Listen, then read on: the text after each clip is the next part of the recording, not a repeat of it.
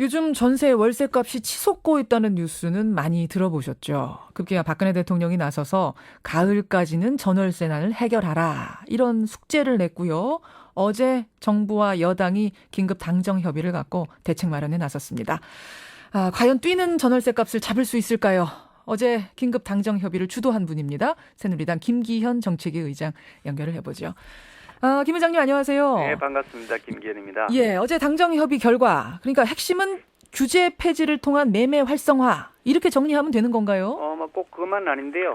제일 중요한 부분은 방금 말씀하신 그 매매 거래를 좀 활성화시켜서 예. 이 그 정상적인 그 부동산 시장을 만들자. 지금 정상적인 부동산 거래가 안 되니까 집을 살려는 사람, 살 수 있는 여력이 되는 사람도 안 살고 또 집을 팔려고 해도 뭐 여러 가지 규제가 많아서 못 팔게 되니까 계속 전세값만 폭등한다. 그렇게 예. 봐서 부동산 매매 거래 시장을 좀 정상화하는 것이 가장 급선무다 이렇게 보고 있고요. 예. 또 그것만 해서는 또 지금 당장 무슨 현재의 상황들에 대한 대처가 안 되니까 거기에다 또 플러스로 이 전월세 주택의 공급을 공공 부분에 좀 먼저 좀 빨리 해 나가자. 지금 뭐 준비가 돼 있는 것들은 좀 더 서둘러서 네.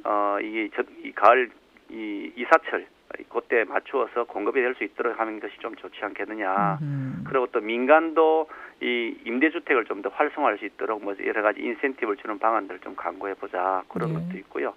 또 아울러서 우선 그때까지 당장 이제 급한 분들의 경우에는 이 전세값 올라가는 것 또 전세가 월세로 전환됨에 따라서 그 상당한 또 이 전환율이 이자보다 높다 보니까 부담이 커지지 않습니까? 그렇죠. 그런 부분들에 대한 금융상 뭐 세제상 혜택을 좀 드려서 예. 당장 어려운 상황들에는 좀 이렇게 피할 수 있도록 해드리자 하는 그런 정도의 긍정적인 큰 틀의 지원까지. 세 가지 방향을 합의를 봤습니다.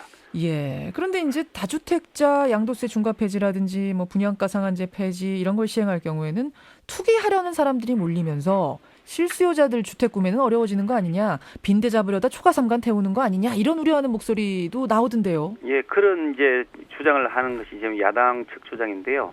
이건 마른 하늘에서 비가 내릴까 걱정이 돼가지고 외출 못하겠다는 거와 똑같은 거죠. 구더기는 무서워서 장 못 담그냐 이 속담으로 대응하시는 겁니까? 아니요, 그거는 좀 구더기라 그러니까요. 하루 요즘 비유 쓰는 것도 예. 조심스러워서 그런데 마른 하늘에 비 내릴까지 걱정이 돼서 외출 과도한 못하는 걱정이다. 것이다. 예. 지금 바깥에 구름이 잔뜩 끼어 있고 비가 내릴만 하면 외출을 뭐 자제하거나 아니면 우산을 들고 나가야 되겠죠. 근데 지금 오늘도 지금 하늘 보니까 쾌청한데요. 예. 오늘 비 올지 모르니까 우산 들고 나가야 된다. 비 오니까 밖에 나가지 마라. 이렇게 얘기하면 남이 들었을 때 우습지 않습니까? 그러니까 기후에 맞추어서 그날 일기에 맞추어서 그 생활 형태를 정하듯이 경제도 마찬가지거든요. 이게 부동산이 한참 투기 열풍이 불어가지고 막 묻지마 투기를 하게 되고 예. 또 그러면서 막 그냥 아파트를 막 지어서 뭐 무작정 그 비싼 값에 뭐 200만 원짜리 평당 200만 원, 300만 원짜리 땅을 1,000만 원, 2,000만 원 주고 사가지고 막 분양한다고 막 수천만 원씩 평당 단가를 하니 그래서 그렇게 하다 보니까 이게 부동산 투기 열풍이 너무 강화되었다. 그래서 그거를 좀 진정시키자. 그래서 제도가 도입된 것이 다주택자 양도세 이걸 좀 중과시켜가지고 66%를 매기니까 함부로 이 다주택 보유하지 마라. 그래 이제 살려고 하는 아파트나 이 부동산 살려고 하는 수요가 그만큼 줄어들게 되는 거죠. 그런 형태하고 또 분양가 상한제를 적용해가지고 일정한 수준까지만 이제 이 분양을 해라. 그 이상 분양은 법적으로 막겠다라고 했던 것인데 예. 이거는 그렇게 투기 열풍이 온 전국을 휩쓸고 다닐 때 냉각시키기 위해서 열풍을 냉각시키기 위해서 만든 에어컨이거든요. 근데 지금은 이 부동산 시장, 특히 주택 시장이 그렇습니다만 주택 시장은 완전히 지금 매매가 실종되어 있는 상황이라는 겁니다. 그런 상태에서 투기 걱정부터 하는 건 좀 과하다. 그렇죠. 그러니까 그때 이 추운 한겨울에 에어컨 틀어서 냉각시키자 그러면 누가 들어도 우스운 거 아니겠습니까? 만약에 이 제도를 이렇게 저희들이 주장하는 제도를 도입해서 또다시 투기 열풍이 나면 그때 또 도입을 하면 되는 것이지. 그때 다시 도입하겠다. 예, 그리 하면 되는 것이 지금 뭐 아직 비 내릴 기미도 안 보이는데 지금 우산 쓰자 그러면 그 말이 되겠습니까? 알겠습니다. 또 하나는 렌트 푸어가 하우스 푸어 되는 거 아니냐. 그러니까 전세로 지금 허덕이던 분들이 괜히 빚내서 집 샀다가 하우스 푸어 되는 거 아니냐. 이런 걱정은 어떻게 생각하세요? 지금 그런 형태의 그 가능성은 지금 안 보이는 상태고 아예 안 사니까요, 집을요. 그것도 역시 과도한 걱정이다. 지금 그러니까 지금 뭐 내가 빚내서 집 사겠다는 수요가 있으면 이런 상황이 안 생기죠.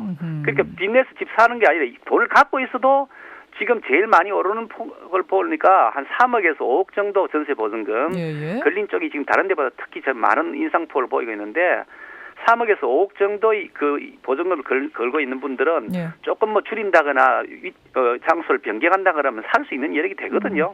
그런데 그런 분들도 지금 집을 안 사고 전세를 계속 얻고 다니는 겁니다. 예. 그런 정도 상황인데 지금 방금 말씀 뭐 빚내서 집 사겠다는 그런 분위기가 있는 상황이 아니지 않습니까? 그것도 역시 지금 상황에 맞지 않는 걱정. 우선은 좀 시행해 보자는 말씀인데, 근데 이제 민주당에서 요구하는 게 전월세 상한제라는 게 있더라고요. 전세 월세 올리는 상한선을 정하자. 그러면 당장 전세값 오르는 거 걱정하는 이 우리 전세 입주민들, 월세 입주민들에게 도움이 되지 않겠느냐. 이 부분은 어떻게 생각하세요? 이제 그걸 도입하면은 방금 말씀하신 당장 전세 오르는 거, 월세 오르는 거 걱정하시는 분들한테 엄청난 폭탄을 갖다 주는 겁니다. 왜 그렇게 생각하십니까? 가만히 한번 생각해 보시죠. 예. 누가 집을 가지고 있다고 치자고요.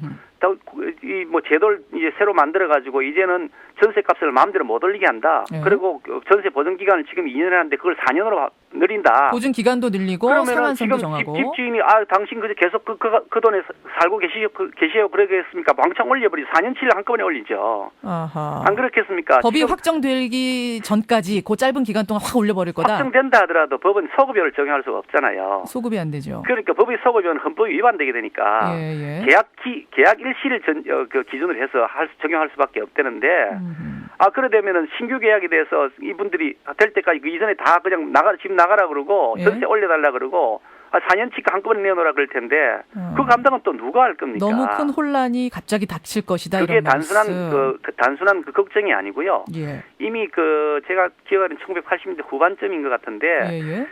이 주택 임대차 기간을 2년으로 연장을 법적으로 보장을 한 때가 있었습니다. 그랬었죠. 사실 저도 뭐 이게 전세를 1년 단위로 옮겨 다니는 경험을 했던 사람이어서 예. 지금도 뭐 전세를 살고 있는 입장이긴 합니다만은 그러세요. 실제 1년 단위로 전세 다니는 게 굉장히 힘들거든요. 그럼요. 그러니까 2년 정도 보장하는 것은 바람직한 정책의 방향이라는 점에 대해서는 저도 공감을 하는데 문제는 그때 2년을 올리면서 아무런 보완 대책 없이 2년을 올렸다가 가격이 폭등을 했거든요. 예. 그런 상황이 지금 당장 이번에 그 전월세 상한제를 한다거나 예. 이걸 또 2년을 4년으로 늘린다 그러면 안 생긴다는 보장이 안 되잖아요. 누가 상식적으로 생각해봐도 그렇게 집주인이 행동하지 않겠습니까? 지금 뭐 청취자 문자 들어옵니다만 그 잠깐의 혼란은 있겠지만 그 후에 이 취지가 빛날 가능성이 있다. 즉 2년으로 그때 의무적으로 보증을 하면서 보증 기간을 늘리면서 잠깐의 혼란은 있었지만 그 뒤에 전세 입주자들이 편해지지 않았느냐. 뭐 좀 감수해야 되는 거 아니냐 하는 분도 계시네요. 그런 주장도 할 수가 있겠죠. 그런 주장 자체가 전혀 근거 없다고 말씀드리진 않는데 예. 문제는 그것보다도 이런 가격 통제의 방식보다도 시장 거래의 정상화를 통해서 할 수 있으면 가장 좋은 방법이죠. 그러니까 알겠습니다. 전세 물량이 충분히 공급되어지고 월세 물량도 충분히 공급되어져서 거기에서 자연스럽게 시장이 형성되면서 이게 예.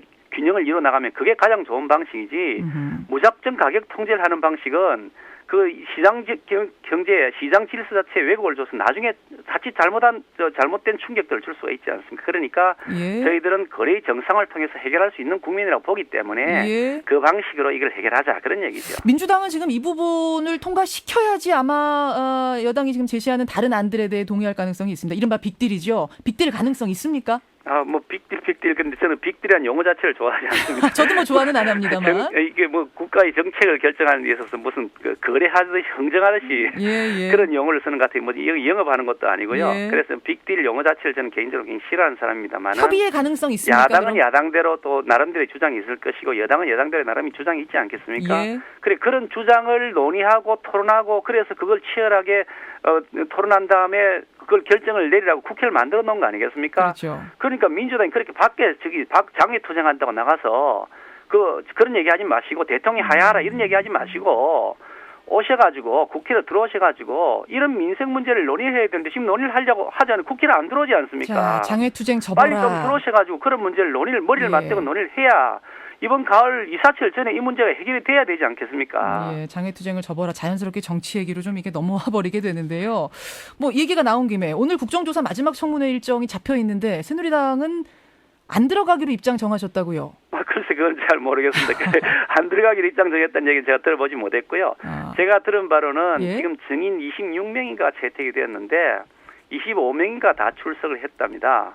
그리고 한 명이 아마 출석 안 했다고 하는 것 같은데 한 명을 위한 어떤 분인지 모르겠는데 그렇게 뭐 중요한 증인인지 아닌지도 잘 모르겠습니다만은 예. 증인 신문이 이루어질 수 있을까 하는 그런 우려를 표시하는 분이 있는 건 봤습니다만 우리 당이 일부러 안 들어간다는 얘기는 전 듣도 보도 못한 얘기입니다. 지금 이 정도면 보고서 채택은 가능하다고 보세요? 저희들은 보고 채택해야 된다고 봅니다. 각자 자기들이 질문하고 싶은 다 질문 다 했지 않습니까? 굉장히 밤 12시까지 했지 않습니까? 미진하다고 느끼는 국민들이 많습니다만은.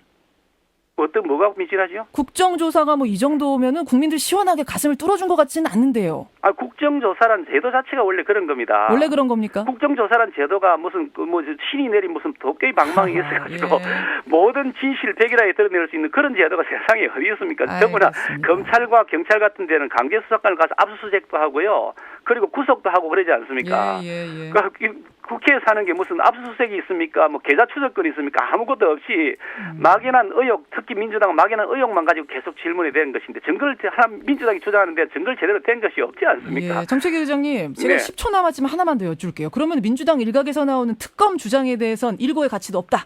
그거 좀 황당하지 않습니까? 황당하다. 그분들은 우리는 검찰이 이번에 수사를 잘못했다. 문제가 안 되는 걸 문제가 된다고 기소했기 때문에 이건 무죄가 날 것이다. 저희들은 그렇게 지금 주장을 하고 있는 상태인데 알겠습니다. 민주당은 이게 검찰이 조사를 잘했다. 그래서 기소한 것이 정말 잘한 것이다. 그렇게 얘기했거든요.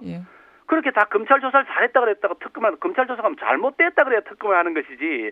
좀 황당하지 않습니까? 앞뒤가 안 맞는 거죠. 그러니까 이거 계속해서 하나 이슈를 가지고 정쟁으로 몰고 가려고 재탕, 3탕, 4탕, 5탕 하는 것인데 그렇게 하니까 계속해서 구태 정치라고 하는 욕을 듣고 정치권 전체가 국민들로부터 외면받지 않습니까? 이게 할 만큼 했으니 여기까지. 이제는 민생으로 좀 돌아와 달라는 겁니다. 말씀을 드려야겠습니다. 새누리당의 김기현 정책위 의장님 고맙습니다. 네, 감사합니다.